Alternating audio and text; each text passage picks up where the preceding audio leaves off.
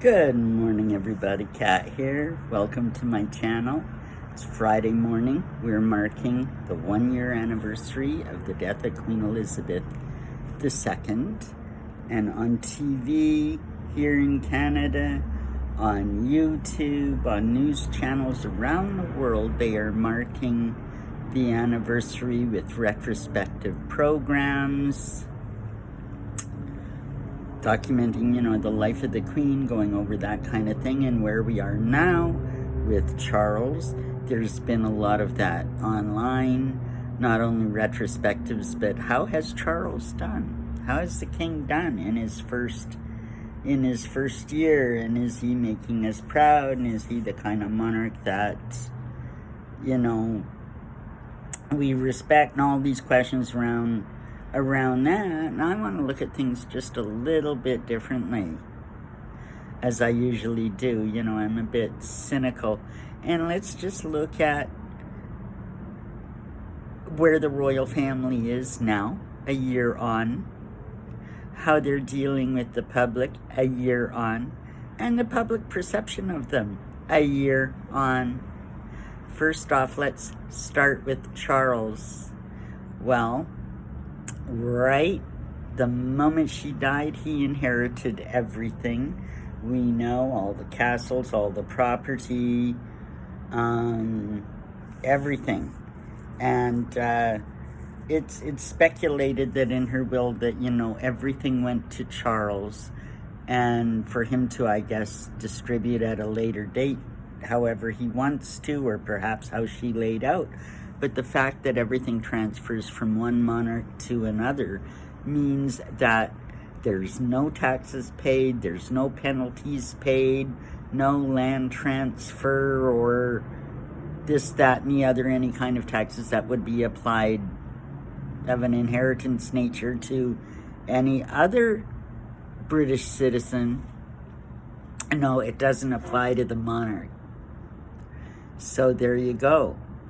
He is above taxes, and he inherited quite a lot. William became an instant billionaire overnight with the accession of the Duchy of Cornwall, now under his ownership and directorship. In the last couple of years, the Duchy alone has provided an income of about 22 million pounds. So, William, he acquired property, he acquired land and rents and businesses, and, the Duchy of Cornwall, which also includes, of course, the Scilly Islands.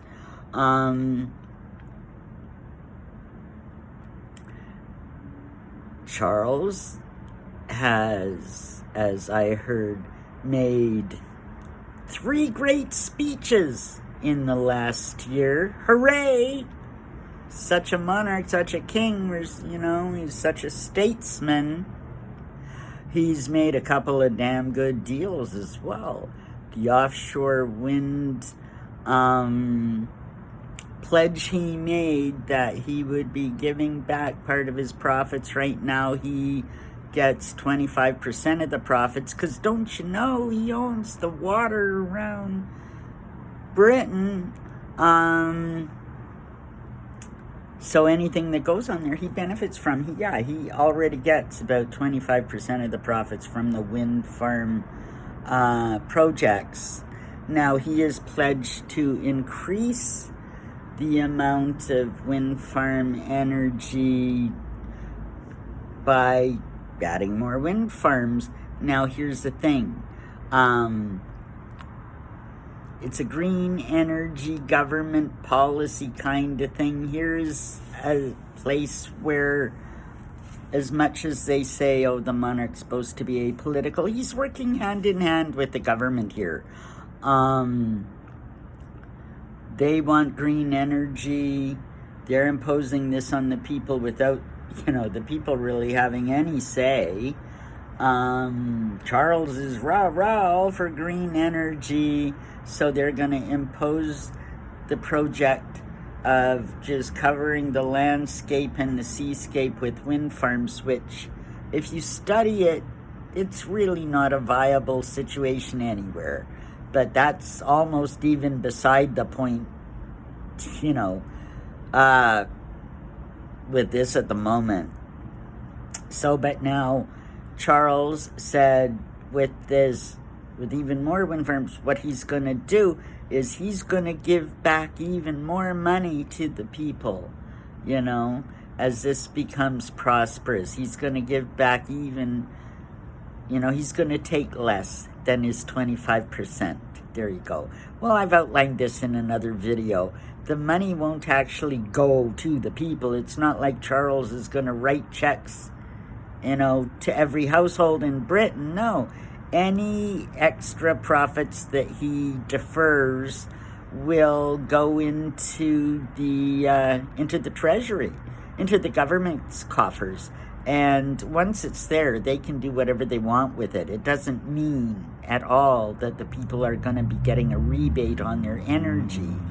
And don't forget, this project, the wind energy project and the expansion of it,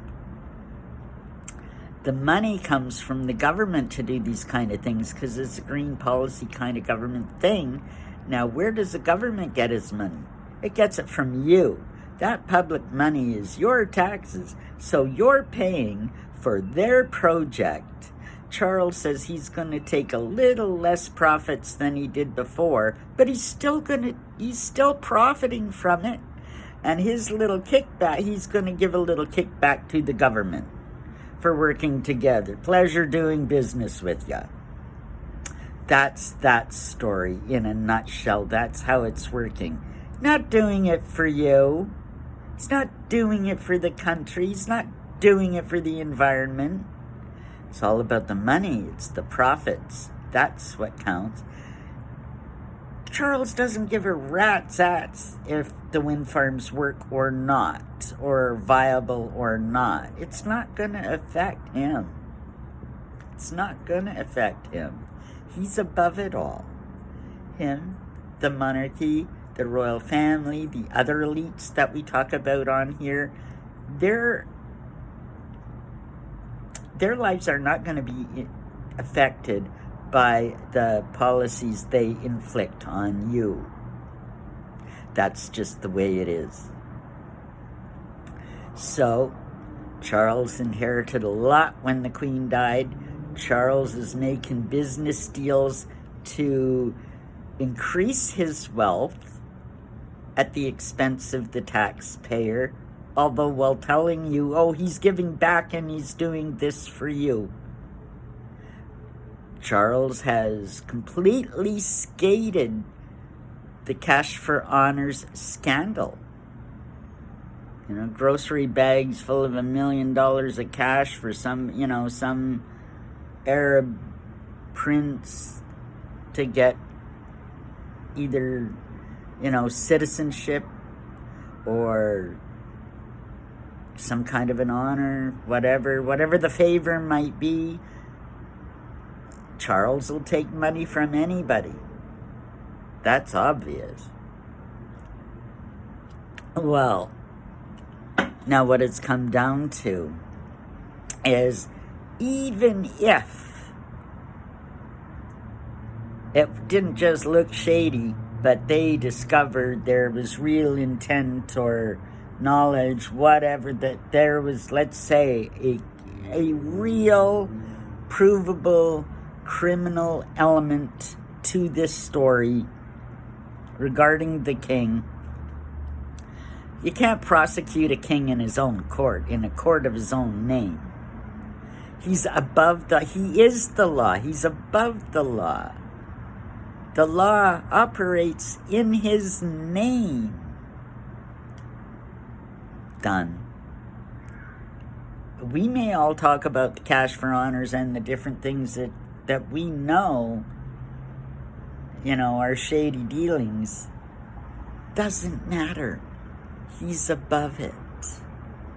He's above it.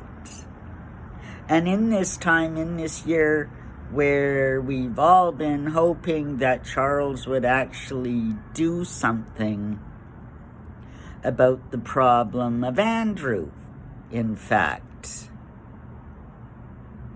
No, he hasn't let him work, but he's still being protected. Charles is paying for his security, now that the government won't.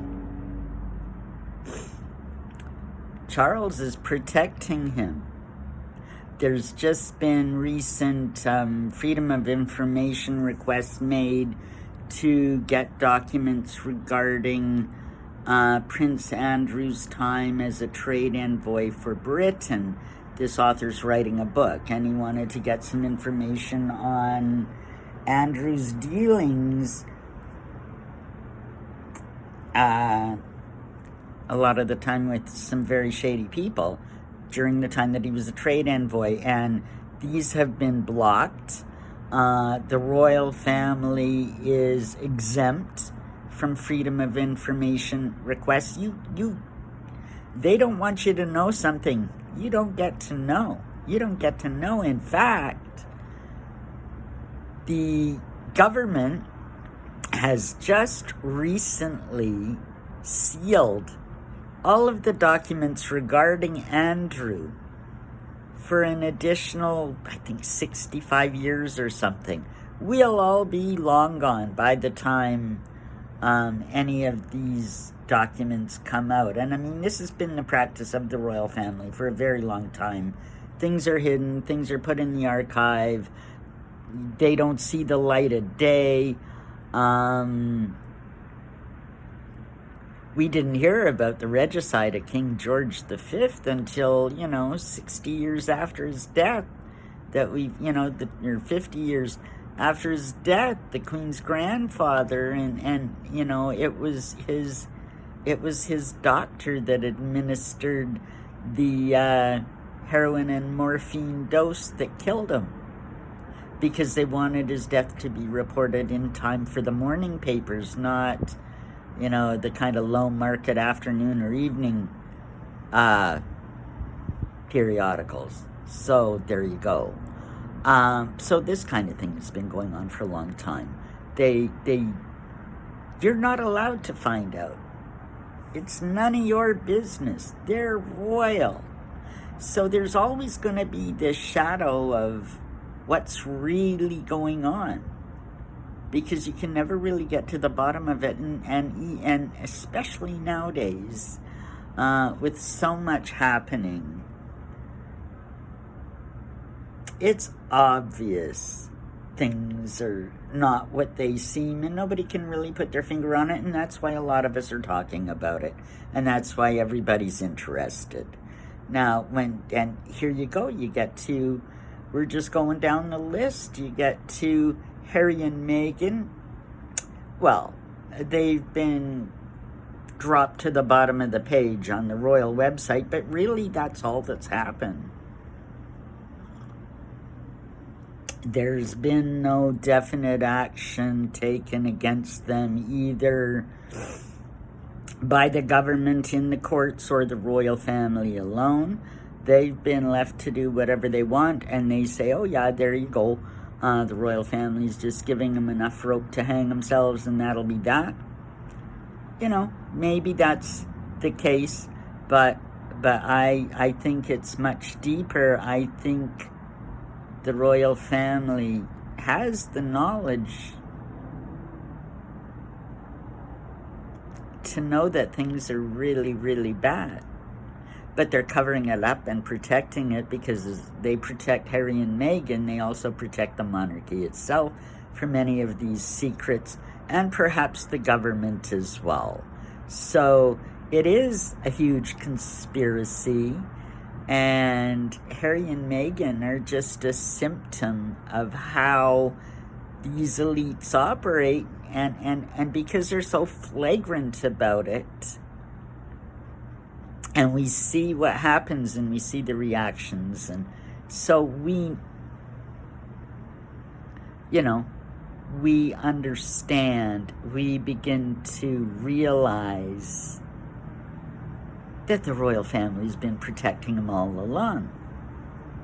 We begin to realize that lots much bigger than we ever thought before, and I've done lots of videos on this. Go back and watch them, all the Soho House stuff.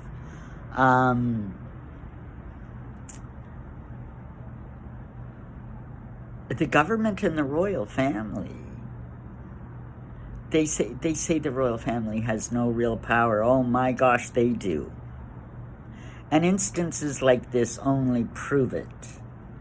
Now, if it comes to the situation, once this members' bill has gone through the Parliament in Britain, if they decide that they want to strip Harry and Meghan and of everything, and the king doesn't want to, and the government, forces him to do so, that'll look very, very bad. Another scenario, and I think,